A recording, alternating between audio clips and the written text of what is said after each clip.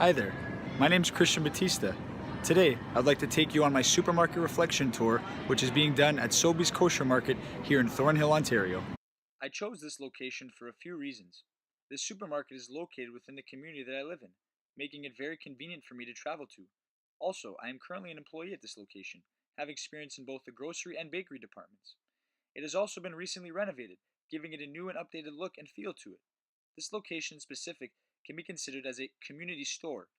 This is due to the high degree of the Jewish population living in Thornhill who consider this kosher market as their primary selection in terms of where to purchase their groceries.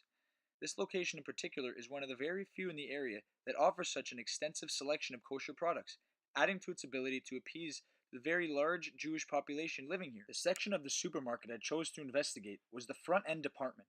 This includes the parking lot area outside of the store, the front entrance of the store, and the aisles located in and around the front doors of the store. I selected this section to conduct my investigation because I'm eager to gather more information and learn more about what brings customers into the store, what the factors in influencing front-end shopper purchases are, and how the front-end department plays a role in enticing the shopper to continue to shop the entire store after making their way through the first few subsections within the front-end department. What surprised me most about reading the supermarket tour was the importance of and strategies behind the placement of products within the supermarket.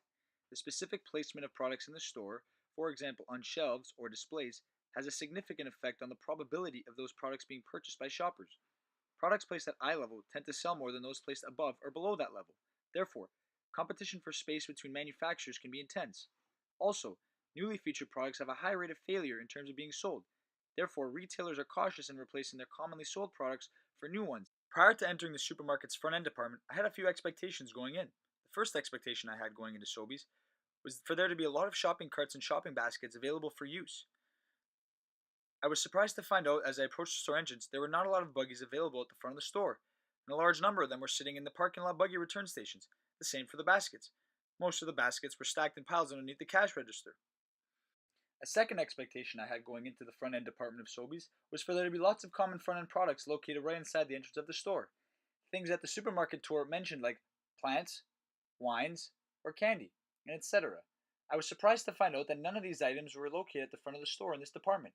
What I did find were lots of chips and drinks like juices and pops.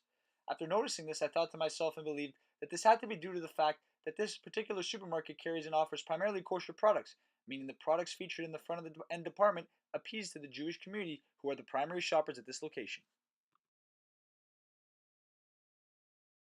After reading the supermarket tour, there were some things mentioned I understood and completely agreed with, as well as other things I questioned and did not totally agree with.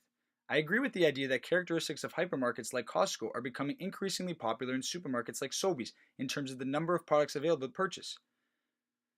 Such products include cleaning supplies, personal cosmetics, and prescription drugs. I did not agree with the idea that simply because a supermarket implements a grid layout, customers will always follow this specific path through the store during their visit. I believe that customers going to a supermarket have some form of idea on how they plan their trip to go and what products they plan to purchase. This means they will make their way through their own route through the store, shopping only the departments they seek to make purchases from. In terms of the information presented about my section in the supermarket tour text, I agree with the information. In terms of who's the boss, I agree that Sobeys is one of the major players in Canadian food retailing, and considered that when deciding where to conduct my reflection tour. I also agree with how grocery retailers offer more than solely food products, offering a wide range of non-food products such as household goods or drugstore items like previously mentioned. In terms of the lure, I agree that supermarkets go above and beyond simply offering lower prices to attract customers and go as far as offering things like customer loyalty programs, like air miles at Sobeys. During this experience, I learned some new things.